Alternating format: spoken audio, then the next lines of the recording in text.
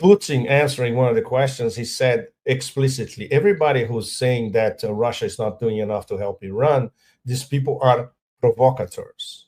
And he was enraged when he said that, which means that, yes, for the moment they are helping Iran in legalistic diplomatic ways, but if there's need to help them militarily, it will happen. At the same time, the Russians they have to keep their eye on the ball here on their western border. So it's a very complex situation.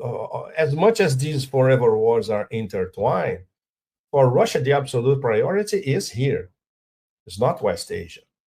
As much as for China, China doesn't know it as China, the priority for China is energy and infrastructure built in their strategic partnership and the deal that they signed with Iran. At the same time, they don't depend so much from Iranian energy because they have providers, suppliers all over the spectrum in Eurasia, including Russia. If China would be desperate to get some extra gas, Russia could provide it over land, in fact. So the Chinese, it's fascinating. I've been going through some of the Chinese think tank analysis. They have a fascinating metaphor, and they are concentrating on that. They're concentrating on defense. Do you know how they describe Iran? Typical Chinese metaphor. Iran has a very powerful spear, but a very weak shield. It's beautiful. Explains everything. Basically, the Chinese saying, guys, get plane loads of S-400s like yesterday. This is what they're saying. Or buy from us. But of course, proven is S-300s, S-400s, and the S-500s, Russia is not selling the S-500s. It's for internal consumption.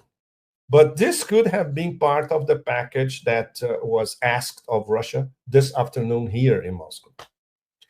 But the Chinese are not, the Chinese are just observing the game of Go. They started to identify in a very Chinese way that maybe Iran is starting to play a game of Go against both Israel and the US. Only the Chinese can come up with this kind of analysis, right? But they are worried about how vulnerable Iran is on the Western flank in terms of daily Israeli attacks. It's fascinating to see the chessboard moving and the analysis of the chessboard moving across Eurasia. For instance, during St. Petersburg, we should talk about St. Petersburg. I know the whole global South was there. I was sending updates every day and wrap-ups of and if everything was related to the global South everybody talking to each other and talking about connectivity corridors, creating a new system of international relations and international financial system, business deals. There were round tables on absolutely everything. The Russia-China one was packed with Chinese businessmen, Russian governors, representatives of shipping companies. The panel about the North Sea route, the Arctic Silk Road, was fascinating. We did lots of details of how Russia is building one of the key connectivity corridors of the 21st century. There were roundtables on BRICS, SCO, Shanghai Cooperation Organization, Eurasia Economic Union, ASEAN, the International North-South Transportation Corridor, everything. So if you were there, the feeling was that you were watching the global South, everybody talking to each other and trying to build this drive towards real multipolarity. And of course, Iran, the Israeli attack on Iran was part of virtually every conversation. Little did we know that a few hours later, the Americans would enter the war. In fact, this was not, and even during the plenary session, which, by the way, was a global South plenary session, we had 4 BRICS on the table. Russia, China, Indonesia, and South Africa. And Indonesia represented by President Prabowo, and he was the guest of honor of Putin at the St. Petersburg Forum. And Bahrain as well, representing the GCC. There were a few questions about Iran, etc., but Putin gave a very important answer on, are we on the verge of a third world war? And basically he said, well, depending on, translating what he said is that depending on us, Global South, not. But if it comes from the other side, you have to be ready for it. And he defended Iran's legitimate rights to have a civilian nuclear program. So this is important as a background to all of you, because I'm sure all of you are honest. Very few of you probably were in St. Petersburg or were paying attention to what was being discussed in St. Petersburg. And it's the most important economic forum of the year. No competition. I heard this from, there were a few Americans over there, including American businessmen, and they were saying, this is much more important than Davos. And it is. Because Davos, there's no global south. Davos is the Atlanticist elites. St. Petersburg is the real global south. You have delegations from Africa everywhere. A sizable Indian delegation. The Pakistanis were there. People from Central Asia everywhere. Lots of African delegations. So it is the global south discussing everything towards this new world. And then a few hours later, the old regime intervenes, which is the desperation of the empire. Wag that dog. We don't know. We don't know which tail is. What is the tail? What is the dog? Whatever, you know. But it's the same thing as we know. In desperation, in its war against the global South and BRICS. So the U.S. was and is at war with everything that was being discussed in St. Petersburg, and is at war with BRICS, and is at war with the three top BRICS simultaneously: Iran, Russia, and China. And this war on Iran, with theoretically the circus ringmaster entered, and now he's trying to find a way out, is a war that the American elites behind, the Trump donors, the people who really run the show in the US, for them is absolutely essential. They need to break up Eurasia integration. That's why they need to break up BRICS, and that's why they need to break up the interaction between Iran, Russia, and China. So what if they have the son of the Shah back in Iran, and a weak Iran, as weak as Syria now, which fell on their laps? They can isolate the Belt and Road, New Silk Road corridors across Iran. Iran is the crossroads of all these connectivity corridors. They can be in the underbelly of Russia and start threatening Russia with another terrorist front in the underbelly of Russia. They can collapse the international north-south transportation corridor, which is Russia, Iran, and then India. So they can immobilize three BRICS in one go. So they won't let it go, Nima. This is just the beginning. This is a long war, and now we have a hot chapter. And this is just the unfortunately for all of us, we are hostages of this dementia. This is just the beginning. It's probably their last big card. If we split Iran, Russia, and China, we may have a shot at prolonging our unilateral domination. If we fail, bye-bye empire.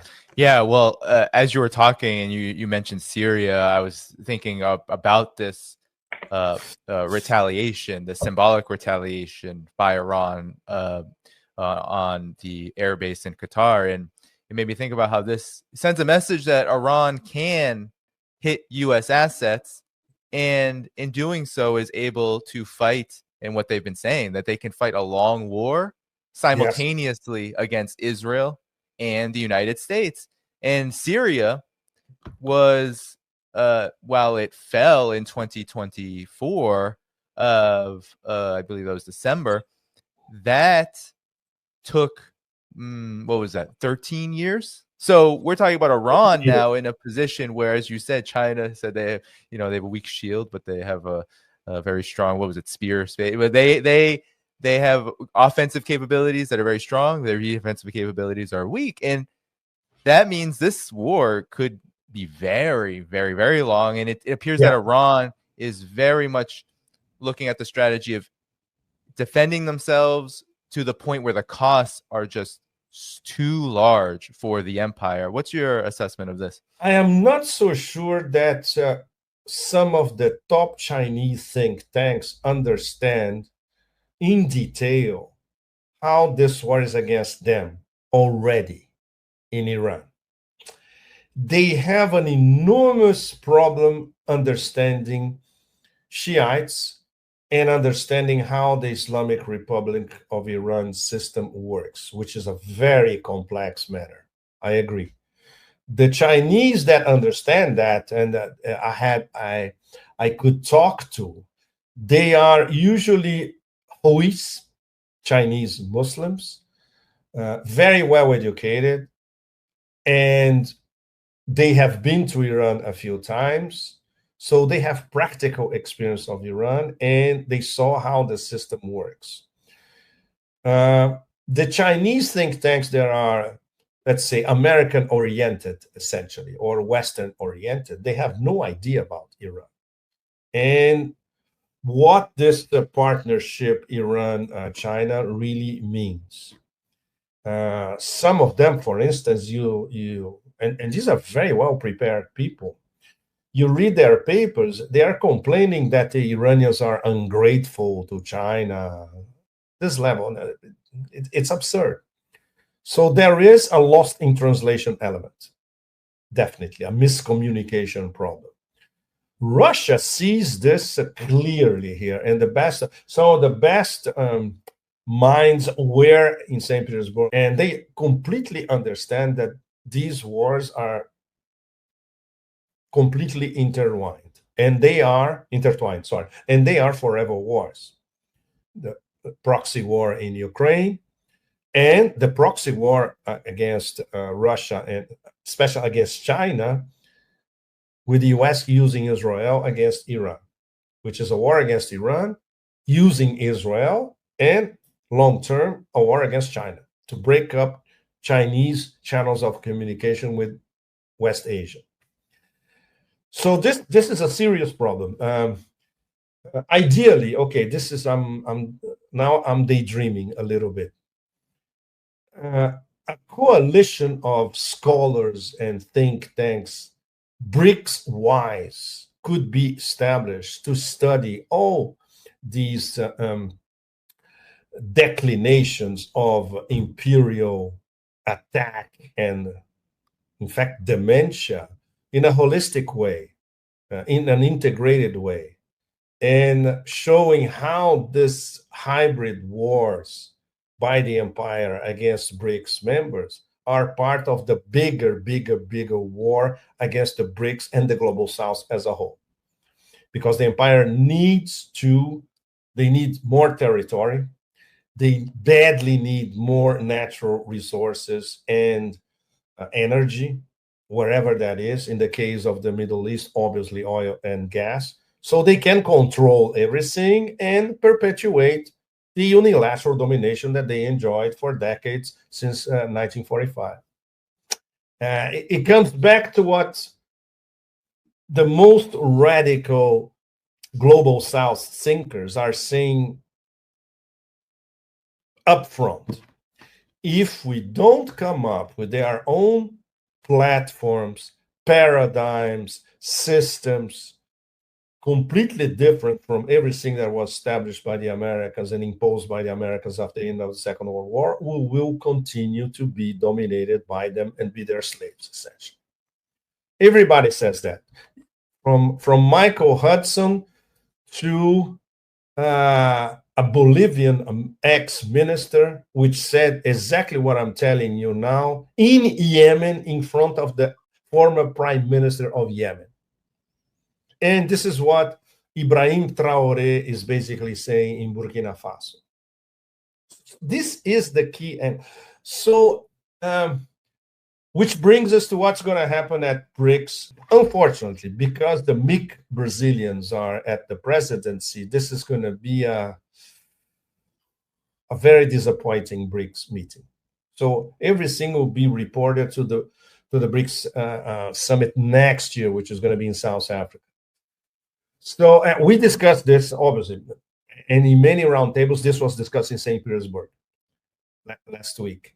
And the Russians and ultra qualified Russians who follow the BRICS business discussions, for instance, or heads of think tanks, etc., they're saying, "Well, compared to what we did last year, the Brazilians did nothing this year." This is what they tell you, behind the scenes, which is true. Unfortunately, So, but this is what we've been discussing this past 5 minutes. This is what should be at the BRICS table in Rio.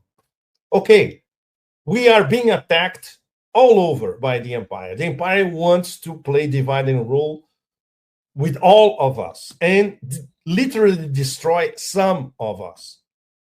How are we going to get our act together and act together geoeconomically, geopolitically, in the information sphere, in the AI sphere, etc., to counteract?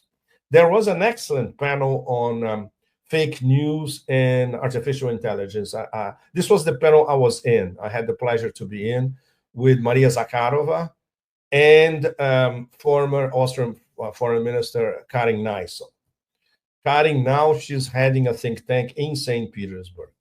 And we were discussing how, for instance, how Brussels, how the European Commission is a fake news factory, how the former administration of that cadaver in the White House was a fake news factory.